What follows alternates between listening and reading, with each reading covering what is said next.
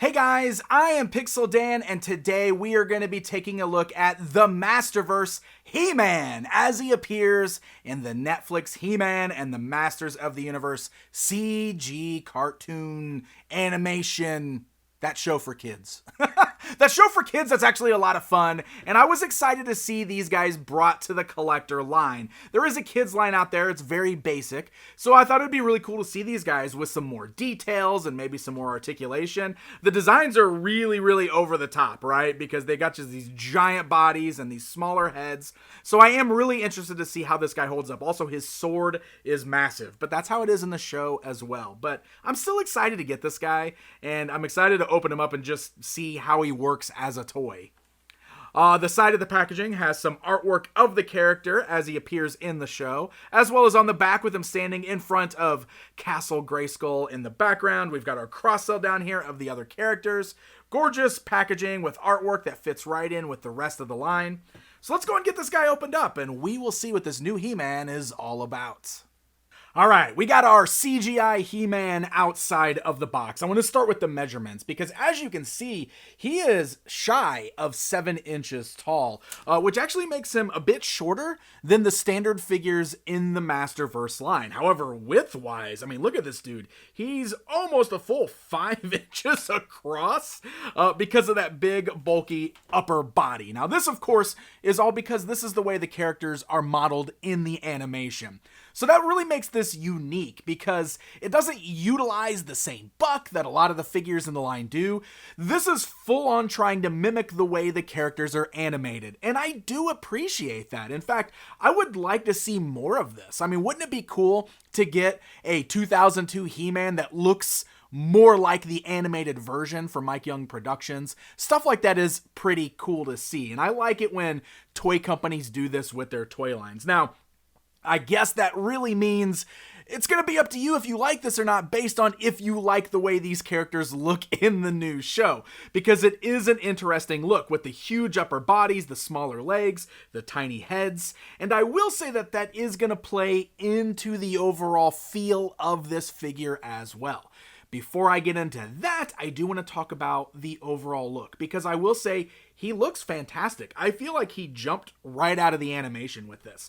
I think the sculpt of the head looks really good. I love the facials. I love the paint deco up there, especially with the hair. All of that looks on model to the animated series, which is very nice.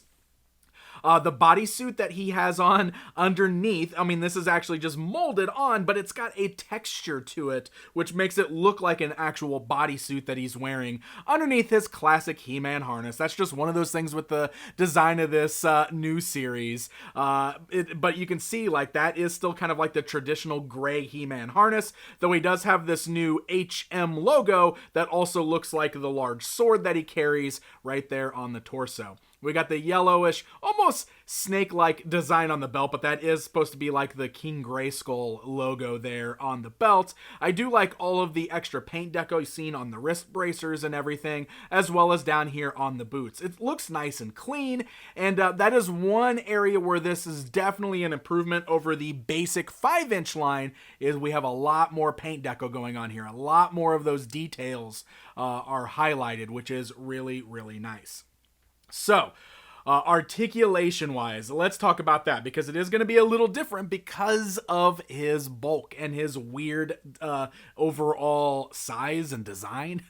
So the head is still ball-jointed. However, because of the shape of it, because of the big thick neck, and the hair there, it hinders it just a bit. You can basically move it left and right, a little bit of up and down movement, not a ton. It does pop off that ball joint, though it's a bit tight on there, but it should be still the same size ball joint that we've got for the other Masterverse figures.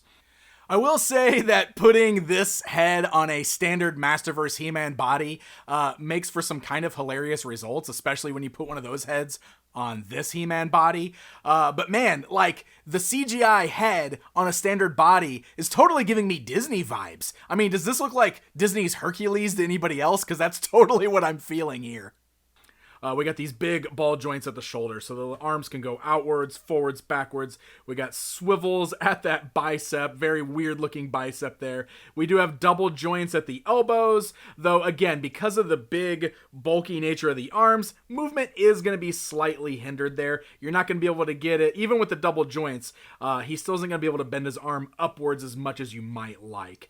You got swivels there at the wrist cut, which is the whole wrist bracer, but then also swivels at the actual wrist as well as the hinge joints there. Of course, these hands are also removable. At the torso, we've got that mid-torso joint there, so it can roll around, move left and right. We do also have a twist at the waist. The loincloth piece there is a more pliable plastic, so the legs are on those ball hinges. The legs can go outwards, forwards, backwards, swivel at the thigh cut. We do have double joints at the knees, which I will say are nice and tight on here, swivels at the boots, and then the ankles can rock side to side, as well as move forwards and backwards. Great range of motion there on the ankles. I will say little loose, but not overly loose. So what I really want to talk about, because this guy has such a huge upper body and tiny legs, there's always going to be the fear of him being too top heavy. And I will say that that is only mildly an issue. As you can see, I've got him standing just fine, but you are going to have instances where you're posing him around where the upper body is going to be a bit much. He's going to topple forward. You just got to really work with him. The feet are bigger, as you can see, so they do a pretty good job. Like, as long as you've got him positioned the right way, it should hold his upper body up fine. I really don't have too many issues here. Now, when you introduce the sword, that does add a little bit of an extra level of upper body being a little, too big, might topple over, but we'll get to that here in just a bit. I do want to also talk about those interchangeable hands. I showed you that you can pop those off. So it's worth noting that he comes with 2 gripping hands and 2 closed fists, so you can swap those out as you wish. Very easy to do so, and that way you've got some different posing options.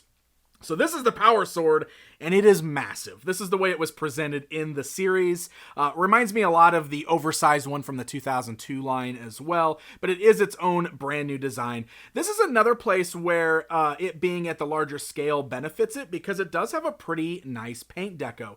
I think it's molded in this gold plastic, but then they've got the blade painted, and you can see the concave sections are like a solid kind of matte gray, while the other pieces that are protruding outwards there are in a metallic silver. And it's a really, really nice look. It gives it some great depth, and it's a very nice looking sword. It's not too heavy. It's actually kind of lightweight. It also has a peg on the back, very similar to the basic ones, which is for the little hole in his back, so you can plug it onto his back. It's actually a nice solid fit, and that way he can carry the giant sword around on his back. Now, for the gripping hands, you can see here, it's actually really noticeable that he's got an indent in there that is perfectly fit for the handle of the sword. It's nice and snug. So when you get it in between his thumb there, you'll notice it's going to be a little loose. You're going to want to make sure you press it into that indent in his hand, and then he gets a really nice firm grip on the sword, so that way you can pull off some different poses. Now again, this is what I wanted to show you. This adds a little bit of a new level of balance to it because of the proportions, the big giant sword. You're really going to want to mess with the feet a little bit so that you can find a good pose for him there. All right, guys, it's comparison time. I keep talking about that 5-inch basic figure, so let's go and stand these two side by side so you can see the differences there. I think it's pretty obvious that you can see the difference between the sculpted details and the painted details. It's really nice getting them in a collector figure format.